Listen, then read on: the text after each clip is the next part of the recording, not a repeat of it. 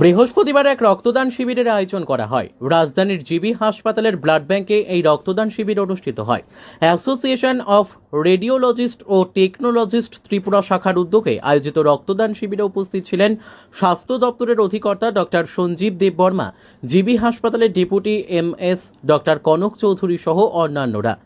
এদিনের রক্তদান শিবিরে অ্যাসোসিয়েশন অফ রেডিওলজিস্ট ও টেকনোলজিস্ট ত্রিপুরা শাখার সদস্যরা স্বেচ্ছায় উৎসাহের সাথে রক্তদান করে।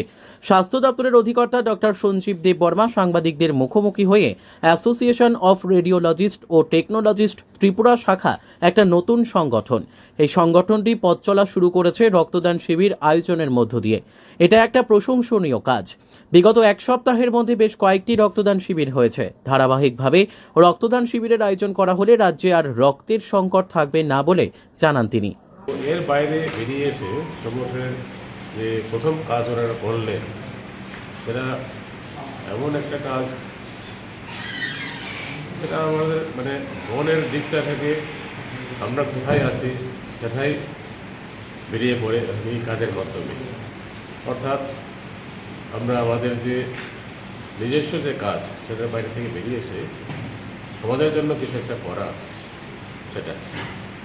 আর এই রক্তদান এভাবে চললে আমরা দেখছি এই কিছুদিনের মধ্যে কিন্তু সপ্তাহখানেকের মধ্যে বেশ কয়েকটা রক্তদান হয়ে গেল। আমাদের আইজিএম হসপিটালে করা হলো, একটা হয়েছে নার্সের দিয়ে উপলক্ষে, আর একটা হয়েছে টি6-এর মাধ্যমে। আর এখানটায় আমরা কিছুদিন আগে করেছি এইচডিএফসি এমজি হসপিটাল স্টাফ সবাই মিলে, সেই অ্যাডমিনিস্ট্রেটিভ স্টাফ, দেন সিকিউরিটি স্টাফ এবং সাফাই কর্মী স্টাফ সবাই মিলে কিন্তু আমরা একটা রক্তদান শিবির আয়োজন করেছি। সেটাতে প্রায় 50 জনের মতন রক্তদান করা হয়েছে।